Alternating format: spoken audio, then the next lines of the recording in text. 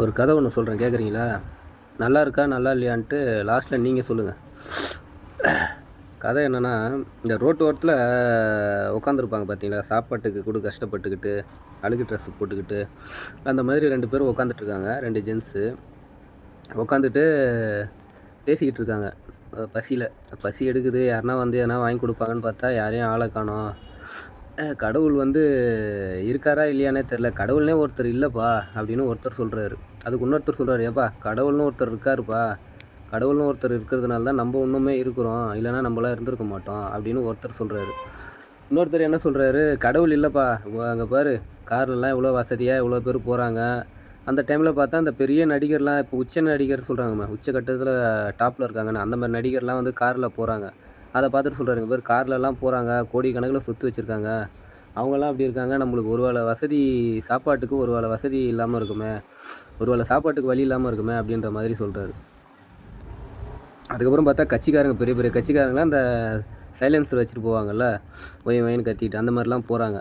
அப்போ இவர் என்ன பண்ணுறாரு, இங்கே பாரு இவ்வளோ வசதியாலாம் போகிறாங்க, இவ்வளோ பாதுகாப்பெல்லாம் போகிறாங்க, நம்மளுக்கு ஒரு வேளை சாப்பாட்டுக்கு கடவுள் வழி பண்ண மாட்டுறாரு, இவங்களுக்கெல்லாம் இவ்வளோ கொடுக்குறாரு அப்படின்ற மாதிரி பேசுகிறாரு. பேசிட்டு ஒரு ஆள் அப்புறம் பைக்கில் வராரு, வந்துட்டு இவங்களுக்குலாம் சாப்பாடு கொடுக்குறாரு. கொடுத்துட்டு அவர் போயிடுறாரு. பார்த்தியா, கடவுள் இருக்கிறதுனால தான் நம்மளுக்கு வந்து இந்த சாப்பாடு வருது அப்படின்ட்டு. நம்மளும் அதில் இன்னொருத்தர் சொல்கிறாரு, இந்த கடவுள் இல்லைன்னார்ல, அவர் சொல்கிறாரு, நம்மளும் ஒரு அளவுக்கு பெரிய ஆள் ஆனால் நம்மளும் இந்த மாதிரி எல்லாருக்கும் கொடுக்கணும். அப்போ கடவுள் வந்து நம்மளை இந்த அளவுக்கு பெரிய வசதியாக வந்து மாற்றணும். நம்மக்கிட்ட இந்த அளவுக்கு காசு வந்தால் நம்ம எந்த அளவுக்கு பண்ணுவோம், எவ்வளோ பேருக்கு அப்படின்ற மாதிரி சொல்கிறாரு. அப்படி சொல்லிவிட்டு தூங்கிடுறாங்க. அதுக்கப்புறம் வந்து மறுநாள் காலைல விடியுது, அதேமாதிரி சாப்பாட்டுக்கு வழி இல்லாமல் உட்காந்துருக்காங்க. அப்போ வந்து கடவுள் வராரு. கடவுள் வந்து, நேற்று சொல்லிட்டு இருந்தியப்பா, என்னப்பா சொல்லுப்பா அப்படின்னு. இல்லை சாமி, இந்த மாதிரி எவ்வளோ பேர் கோடி கணக்கில் காசு கொடுத்து படிச்சிருக்கீங்க, எங்களுக்கெல்லாம் ஒரு வேளை வழிக்கு இல்லாமல் இந்த மாதிரி படித்து விட்டீங்களே, எந்த நிலைமைக்கு கொண்டு வந்துட்டீங்களே அப்படின்னு சொல்லிட்டு கேட்குறாரு.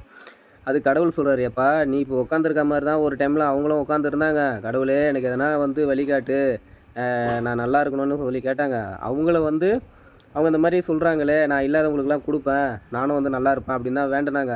இப்போ வந்து நான் அவங்களுக்கு வசதியை கொடுத்துட்டேன். வசதி வந்த உடனே அவங்க என்ன பண்ணுறாங்கன்னா, அவங்க தேவையை மட்டும்தான் பார்த்துக்கிறாங்களே தவிர உங்களை பார்க்க மாட்றாங்க.